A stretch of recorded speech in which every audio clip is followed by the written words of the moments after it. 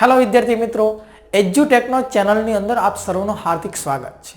વિદ્યાર્થી મિત્રો, આજના લેક્ચરની અંદર આપણે ધોરણ 9 એની અંદર ઇંગ્લિશ અને એનું unit 6 the night train at Deoli station એના વિશે આપણે અભ્યાસ કરીશું. આ જે કંઈ સ્ટોરી છે એની અંદર જે લેખક છે પોતાના ઉનાળાના વેકેશન દરમિયાન એ પોતે કહેવાય છે પોતાના ગ્રાન્ડ મધર, મતલબ ગ્રાન્ડ મધર છે એનો અર્થ એવો થાય દાદી પણ કહેવાય અથવા તો નાની પણ કહેવાય. તો એ જે ગ્રાન્ડ મધર છે એના ઘરે પોતે વેકેશન પસાર કરવા માટે જાય છે. હવે એ પોતે કહેવાય છે કે એના નાની છે ઉત્તરાખંડની અંદર જે આપણું ભારત છે, ભારતની અંદર જે ઉત્તરાખંડ રાજ્ય આવેલું છે એની અંદર જે દેહરાદૂન છે અને એ દેહરાદૂનની અંદર એ પોતે વસવાટ કરતા હોય છે. તો લેખક જ્યારે ટ્રેનની અંદર જાય છે તો રસ્તાની અંદર વચ્ચે એક ડેવોલી નામનું જે સ્ટેશન આવે છે ત્યાં કણે એક સ્ત્રી છે એની સાથે, મતલબ એક છોકરી છે. પોતે લેખક તો યંગ હતા, નાના હતા, તો કોલેજના સમય દરમિયાન તો કે એક છોકરી છે એની સાથે એમની મુલાકાત થાય છે અને એ દરમિયાન જે કંઈ સ્ટોરી છે એને આપણે એના વિશે આપણે ડિટેલમાં અભ્યાસ કરીએ.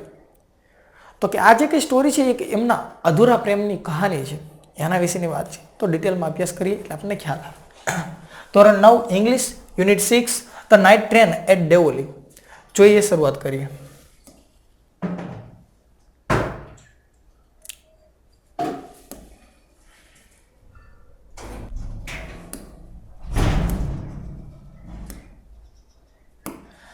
When I was at college, I regularly spent my summer vacation in Dehra.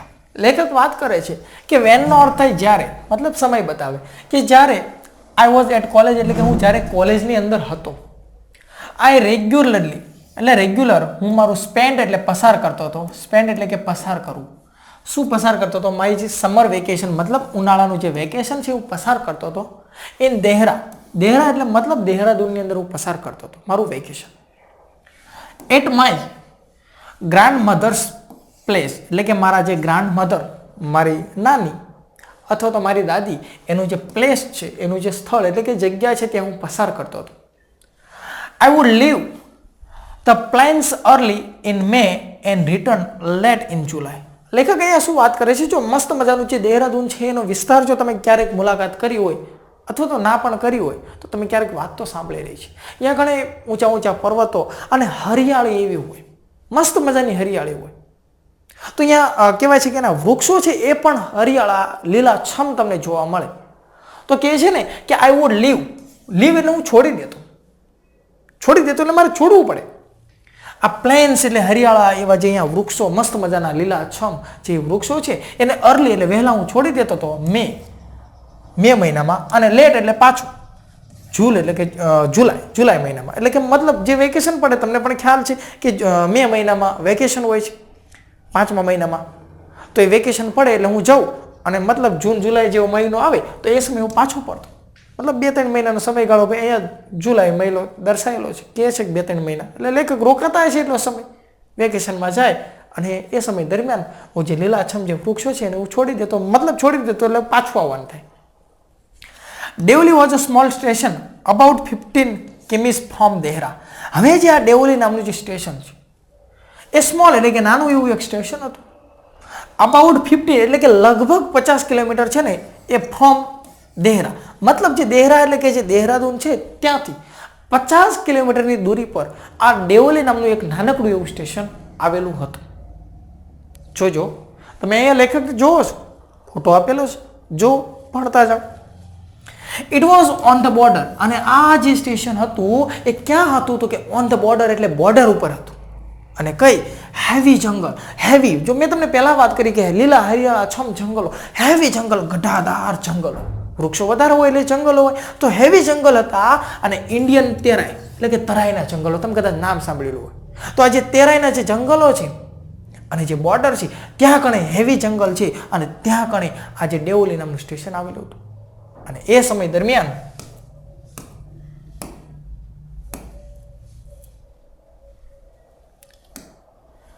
I decide that one day I would get off the train and Deoli spend the day there.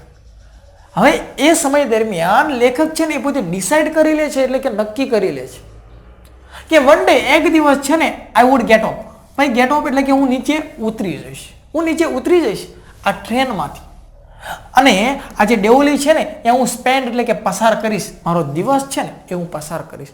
મતલબ આપણે પણ ક્યારેક ટ્રેનમાં બેસીને કોઈ એવી જગ્યાએ જતા હોય અને કોઈ એવું સ્થળ જોઈ જઈએ તો આપણને એમ થાય કે અહીંયા રોકાઈ જઈએ, ઘડી થોડોક સમય આપણે પસાર કરીએ. આપણી પાસે એ સમય ના હોય તો આપણે એવો વિચાર કરીએ કે પછીના આવનાર સમયની અંદર હું મારો સમય અહીંયા પસાર કરીશ. તો લેખકને પણ અહીંયા એવો વિચાર આવે છે કે એક દિવસ હું ટ્રેનમાંથી અહીંયા ઉતરી જઈશ અને મારો દિવસ છે હું અહીંયા પસાર કરીશ. જોઈજો આગળ શું બને છે કે આઈ વોઝ 18 મતલબ મારી ઉંમર છે ને 18 વર્ષની હતી. હું 18 વર્ષનો હતો કે એ સમયે visiting my grandmother and the night train stop at Deoli. એટલે કે મારી જ્યારે ઉંમર 18 વર્ષની હતી, મતલબ લેખક કોલેજમાં હતા તો 17-18 વર્ષની ઉંમર હોય, તો કે 18 વર્ષની મારી ઉંમર હતી અને હું મુલાકાત કરવા જઈ રહ્યો હતો મારી જે ગ્રાન્ડમધર દાદી અથવા તો નાની છે એના ઘરે. તો કે એટ નાઇટ, અને એ રાત્રે ટ્રેન છે ને એ સ્ટોપ એટલે ઊભી રહેશે. ટ્રેન ઊભી રહી ડેવલી સ્ટેશનની અંદર. ઘટાદાર વૃક્ષો છે અને રાત્રિનો સમય છે અને ટ્રેન ઊભી રહેશે. તમે કલ્પના કરી શકો છો શું થાય, કેવી બીક લાગે. અ ગર્લ કેમ down to the platform selling basket. A girl, એક છોકરી છે ને કેમ ડાઉન એટલે કે આવે છે. એક છોકરી આવે છે, હો જોજો, ભૂત નથી. એક છોકરી આવે છે પ્લેટફોર્મ ઉપર અને સેલિંગ બાસ્કેટ મતલબ જે ટોપલીઓ હોય છે ને એ વેચતી આવે છે. ટોપલીમાં બધાને ખ્યાલ પડતી હોય એટલે વાંસમાંથી બનાવેલી જે ટોપલીઓ છે એ ટોપલીઓ વેચતી એક છોકરી છે એ પ્લેટફોર્મ ઉપર આવે છે. ભૂત નથી ને?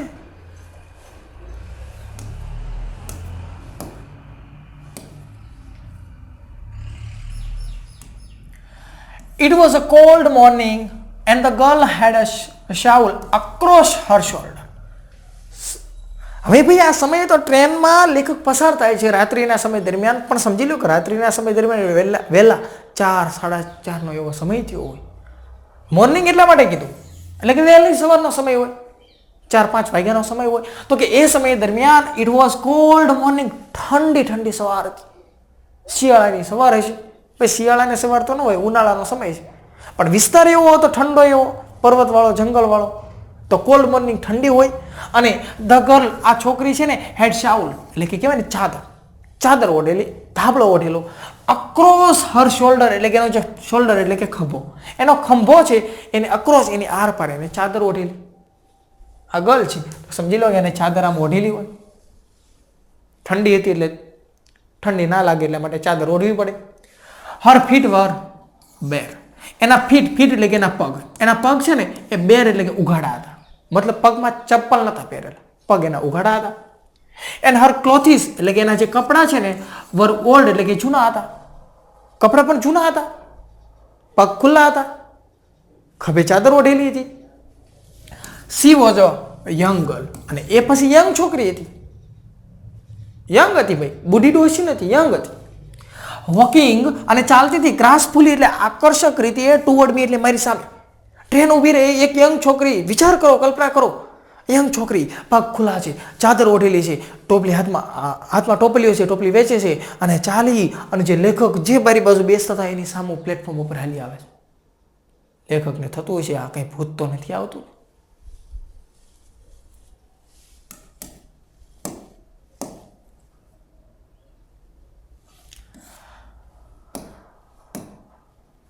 When she came to my window, window એટલે તમને બધાને ખ્યાલ હશે કે વિન્ડો એટલે બારી, કે જ્યારે એ છોકરી છે ને મારી વિન્ડો એટલે મારી બારી પાસે આવી અને she stopped, આવીને ઊભી રહી ગઈ. અને શું આવીને ભૂત ઘોડે દાંત કાઢ્યા? ના, આવીને ઊભી રહી. she saw, એ છોકરી છે ને જોવે છે, that નો અર્થ થાય કે એ છોકરી જોવે છે કે I was looking at her, એ છોકરી જોઈ જાય છે કે આઈ એટલે કે અહીંયા લેખકની વાત થાય છે કે આઈ વોઝ લુકિંગ, કે જોઈ રહ્યો છું, હું જોઈ રહ્યો છું. હર એટલે કે તેણીની સામે, અને ઇન્ટેન્ટલી એટલે કંઈ કે ઈરાદાથી, કંઈ કે હેતુથી. છોકરી છે ને આવું જોઈ જાય છે કે ભાઈ આ જે છોકરો, આ જે યંગ બોય છે ને એ તો મારી સામે કંઈક ઈરાદાથી જોવે છે, એવું છોકરી છે એને ખ્યાલ આવે છે. પરંતુ આ છોકરી છે ને એટ ફર્સ્ટ એટલે સૌથી પહેલા સી પ્રિટેન્ડ એટલે કે ઢોંગ કરવું. આ છોકરી છે ને ઢોંગ કરે છે. શું ઢોંગ કરે છે કે નોટ ટુ નોટિસ એટલે જો. એ છોકરી એવો પ્રિટેન્ડ, એવો ઢોંગ કરે છે, એવું નોટિસ કરે છે, કે જાણે કે ઓલા છોકરાને ખબર નથી પડતી કે ઓલો છોકરો, હકીકતમાં હું એવું કહેવા માંગુ છું કે છોકરો છે એ ઓલી છોકરી સામે જોઈ રહ્યો હતો. એટલે છોકરી છે એ એવું નોટિસ કરે છે કે ઓલો છોકરો જે ટ્રેનમાં બેઠો છે મારી સામે જોઈ રહ્યો છે. પણ સૌથી પહેલા આ જે છોકરી છે એવો ઢોંગ કરે છે કે આ છોકરી, એટલે કે એ છોકરીને પોતે નથી ખબર કે ઓલો છોકરો એને સામું જોવે છે. મતલબ છોકરી એવું ઢોંગ કરે છે કે છોકરાને ખબર નથી પડવા દીધી કે એ મારી સામે જોવે છે. મતલબ છોકરાને ખબર જ એવી નથી, છોકરીને એવી ખબર જ નથી કે હું એની સામે જોઈ રહ્યો છું. એવો એને ઢોંગ કર્યો. સી હેડ અ પેલ. હવે છોકરી છે એની પાસે પેલ સ્કિન, મતલબ ફિક્કી પડી ગયેલી એની સ્કિન, એની ચામડી હતી. શાઇની એટલે ચમકતા એવા બ્લેક, એવા કાળા એવા એના હેર એટલે કે વાળ હતા. એન્ડ ડાર્ક આઈઝ, ડાર્ક કાટી એવી કાળી ભમરડા જેવી એની આંખો હતી. એન્ડ ધેન એટલે કે પછી ધોઝ આઈઝ, એ આંખો છે ને એની, જે છોકરીની જે આંખો છે ને એ સર્ચિંગ એટલે કે કંઈક શોધ કરતી હોય, કંઈક ગોતતી હોય. એન્ડ લાઇવલી એટલે કે જીવંત રીતે મેટ માઇન્ડ એટલે કે મન, કે જાણે કે એની આંખો છે ને કંઈક આંખો શોધતી હોય, જાણે કે એની આંખો છે મને શોધતી હોય, મને જોતી હોય એવું ફીલ થાય છે. એવી એની આંખો હતી કે જાણે કે છોકરી મને જ શોધતી હોય, મને જ ગોતતી હોય.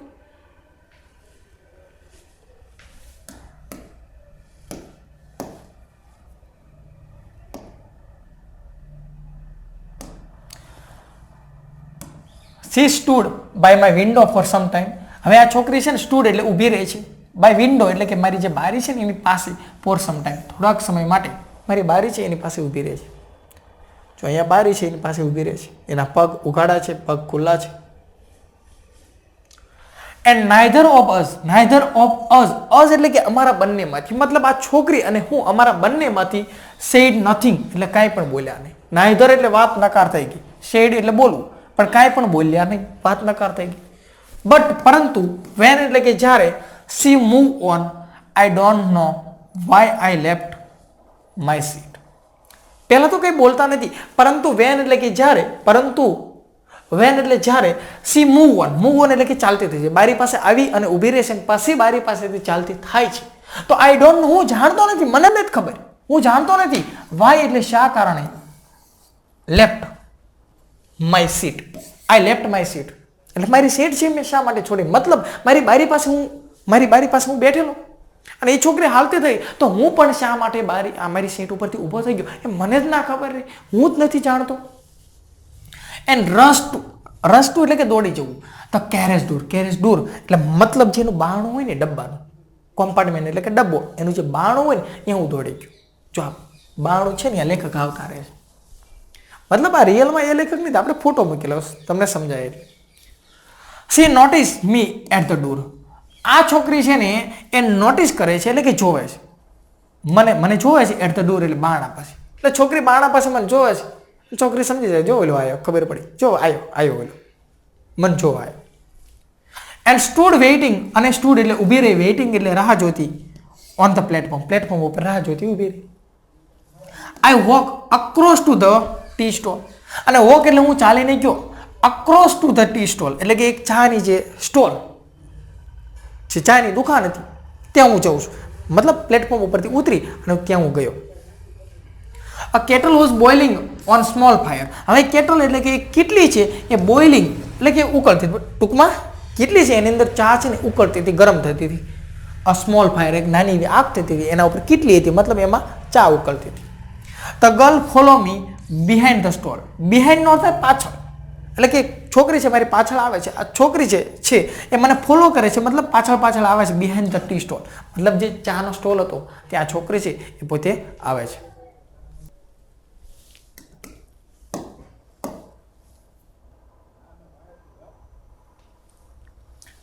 ચાલો, do you want to buy a basket? She ask એટલે મતલબ આ છોકરી છે ને એ આસ્ક એટલે પૂછે છે કે ડુ યુ વોન્ટ એટલે કે ઈચ્છવું એટલે કે તારે જોતું છે, બાય એટલે ખરીદવા માટે, બાસ્કેટ એક ટોપલી. ઓ ભાઈ તમારે આ બાસ્કેટ મતલબ આ ટોપલી છે જોતવી છે, તમારે ટોપલી ખરીદવી છે. They are very strong, made of the finest can. હવે આ જે ટોપલિયું છે ને એ વેરી સ્ટ્રોંગ એટલે વધારે મજબૂત છે હો, અને મેડ એટલે બની છે ફ્રોમ ફાઇનેસ્ટ એટલે કે સરસ મજાના મજબૂત કેન એટલે કે માંસ. મજબૂત એવા માંસ હોય ને એમાંથી આ બનાવેલી છે, કે જેવી તેવી વસ્તુ આ નથી. શું તમે ઈચ્છો છો તમારે આ ખરીદવું છે? નો, ના ના ના. આઈ સેડ મતલબ લેખકે કહ્યું ના, મારે એની જ જોતું. I don't want a basket. I don't want એટલે ઈચ્છું, ડોન્ટ એટલે વાક્ય ન કરતા જાય કે હું ઈચ્છતો નથી કે બાસ્કેટ આ ટોપલી લઉં. મારે શું કર્યું છે? મારે જ જોતું. We stood looking at each other for a very long time and then she said. We stood અમે ઊભા રહ્યા, looking એટલે જોતા, at each other એટલે કે એકબીજાની સામે. આમ બંને એકબીજાની સામે જોતા આમ ઊભા રહ્યા. For very long એટલે કે લાંબા, ટાઈમ એટલે સમય સુધી, અને ધ્યાન એટલે કે પછી. She said પછી છોકરી બોલે છે. પહેલા તો ઘણી વાર કઈ બોલ્યા ને, સાને મને ઊભા રહ્યા, અને પછી એ છોકરી બોલે છે કે આર યુ શ્યોર? શ્યોર એટલે કે ખાતરી, મતલબ પાકું છે તમારું, ખાતરી કરી જ લીધી તમે કે you don't want to a basket, મતલબ તમે આ ખરીદવા માટે ઈચ્છતા નથી. તમે આવી ખાતરી કરી લીધી, પાકું નથી જ ખરીદવી. Give me one. પછી લેખક કે ગીવ મી વન એટલે મને એક આપી દે. આઈ સેડ મેં કીધું એક આય બે લાવ, તું કહેશ તો હું ભાઈ આપી દે, લઈ લઉં. એન્ડ ટુક અને લીધી the one on the top and gave her a rupee. પછી મેં એક ટૂંકી એટલે લીધી, વન એટલે કે એક, અને ટોપ એટલે હારામારી હોય બધામાં જોઈને ચેક કરીને હારી હતી એક ટોપલી મેં લીધી, અને ગેવ એટલે કે આપ્યા, હર અ રૂપી એટલે કે એને મેં પૈસા આપી દીધા, એ સ્ત્રીને મેં પૈસા આપી દીધા. આઈ વિશ હું ઈચ્છતો હતો, મતલબ લેખક ઈચ્છતા હતા ટુ ટચ સ્પર્શ કરવું, હર ફિંગર એની આંગળીઓને. જ્યારે એને ટોપલી આપી, મને બાસ્કેટ આપી, તો હું એવું ઈચ્છતો હતો કે એને હાથ મતલબ એની જે આંગળીઓ છે એને હું સ્પર્શ કરું. બટ કુડન્ટ એટલે એવું થયું નહીં. મારે એને હાથ, મારી એની આંગળીઓ છે એને સ્પર્શ કરવા હતા, પણ એવું બની શક્યું નહીં.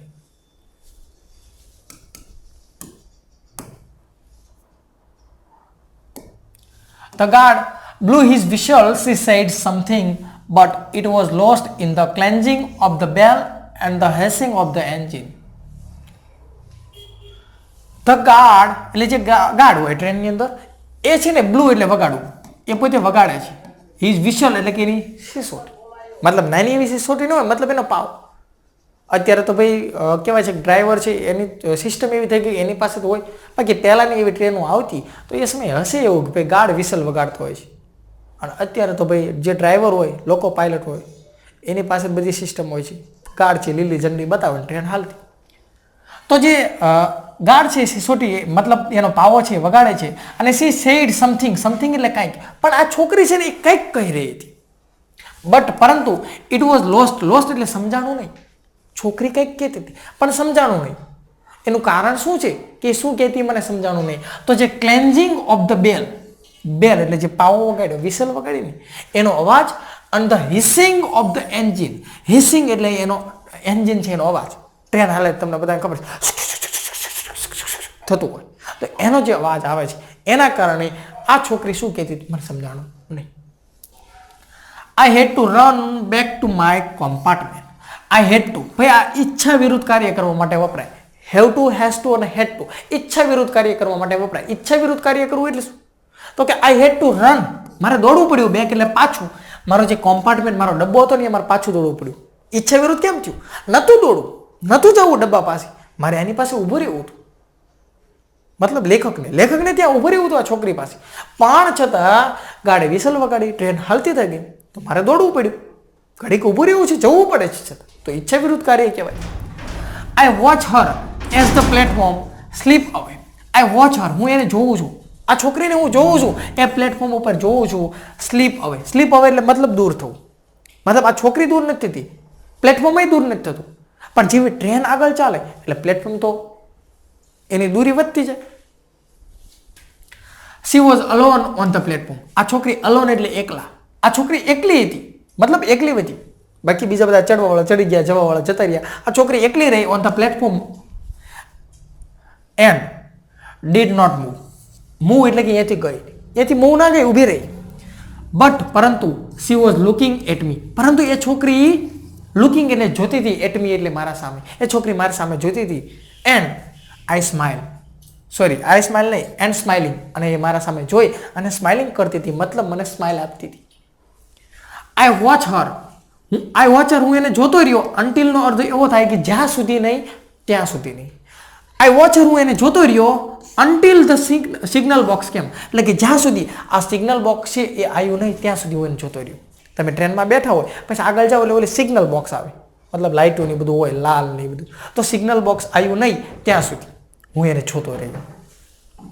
ઇન ધ વે એટલે કે રસ્તાની અંદર સિગ્નલ બોક્સ આવ્યું નહીં ત્યાં સુધી જોતો રહ્યો. એન્ડ ધેન એટલે કે પછી તો જંગલ, આ જે જંગલમાં વિસ્તાર હતો તો એ જંગલ છે ને હીડ એટલે સંતાડી દે છે. જંગલ સંતાડી દે છે શું? આ સ્ટેશનને. એટલે જંગલ સંતાડીને સ્ટેશનને સંતાડી ન દે પણ ટ્રેન દૂર થઈ જાય એટલે પછી જંગલ વચ્ચે આવે એટલે સ્ટેશન છે એ દેખાતું બંધ થઈ જાય, સ્વાભાવિક વાત છે. આઈ કુડ સ્ટીલ એટલે હજુ સુધી, સી એટલે જોતો તો, હર સ્ટાન્ડિંગ ધેર અલોન એટલે કે હું હજુ પણ એને હું જોતો હતો. સ્ટાન્ડિંગ એટલે ઊભી છે, અલોન એટલે એકલી, ત્યાં એકલી હજુ પણ ઊભી છે એવું હું એને જોતો હતો. હજુ એકલી ઊભી છે, સ્ટેશને સંતાડી દીધું તો તમને કેમ ખબર પડી? પણ સ્ટેશન છે, ટ્રેન દૂર થાય, જંગલના કારણે સ્ટેશન દેખાતું બંધ થાય, પણ ચારક તો કોઈક વચ્ચે એવું કહેવાય છે વૃક્ષ વચ્ચે એને કોઈક જગ્યા આવે તો લેખકને દેખાતું હોય છે કે છોકરી હજુ સ્ટેશન ઉપર ઊભી છે.